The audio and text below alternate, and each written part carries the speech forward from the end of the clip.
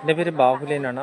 ധനുച്ചുറ സ്വദേശിയാണ്. ദേശീയ കായികതരം കഠിനംകുളത്ത് ആതിരയെ കൊലപ്പെടുത്തിയ പ്രതി ജോൺസൺ അല്പമുള്ളിൽ കോട്ടയത്ത് വെച്ചാണ് പിടിയിലായത്.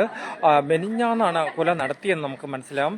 കഠിനംകുളത്ത് വെച്ചാണ് കൊല നടത്തിയത്. കൊച്ചിനെ കൊണ്ട് സ്കൂൾ വിട്ടിട്ട് വന്നതിന് ശേഷം വീട്ടിലേക്ക് വരുന്നു. അതിനുശേഷം ചായ ഇട്ട് കൊടുക്കുന്നു.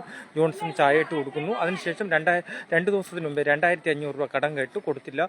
അതിനുശേഷം 1 ലക്ഷം രൂപ നേരത്തെ ആതിര ഈ ജോൺസന് കൊടുത്തെന്ന് പറയും. ഏറ്റവും പ്രധാനപ്പെട്ട വാർത്തയാണ് എൻ്റെ വാർത്തയും നൽകുന്നത്. ഇപ്പം കോട്ടയത്ത് വെച്ചാണ് ഒരു വീട്ടിൽ നിന്ന് റോഡ് സൈഡിൽ നിന്ന് വിഷം കഴിക്കുന്നു. അവിടെ വെച്ച് ജോൺസനെ പിടിക്കുന്നു. ഇപ്പം കോട്ടയം ജില്ലാ ആശുപത്രിയിൽ എത്തിച്ചു കഴിഞ്ഞിരിക്കുന്നു. പോലീസ് അവിടെ എത്തിച്ചു കഴിഞ്ഞിരിക്കുന്നു. ഏറ്റവും പ്രധാനപ്പെട്ട വാർത്തയാണ്. അതിനുശേഷമാണ് ഇപ്പോൾ ജില്ലാ ആശുപത്രിയിൽ എത്തിയതിനു ശേഷം തിരുവനന്തപുരത്ത് നിന്നും പോലീസ് ഉടനെ തിരിച്ചിട്ടുണ്ടെന്ന് തന്നെ പറയാം.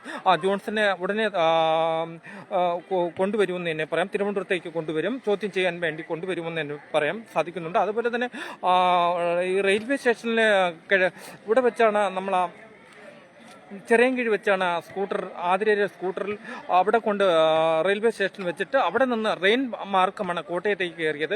ഇയാൾ ഒളിവിലായിരുന്നെന്ന് പറയാം. ഒരു വീട്ടിൽ ഒരു അപ്പൂപ്പനെ നോക്കാൻ വേണ്ടിയാണ് നിന്നതെന്ന് നമുക്ക് മനസ്സിലാക്കാം. ഏറ്റവും പ്രധാനപ്പെട്ട വാർത്തയുടെ വിശദമായ വിവരങ്ങളാണ് നമ്മളിപ്പോൾ നൽകിക്കൊണ്ടിരിക്കുന്നത്.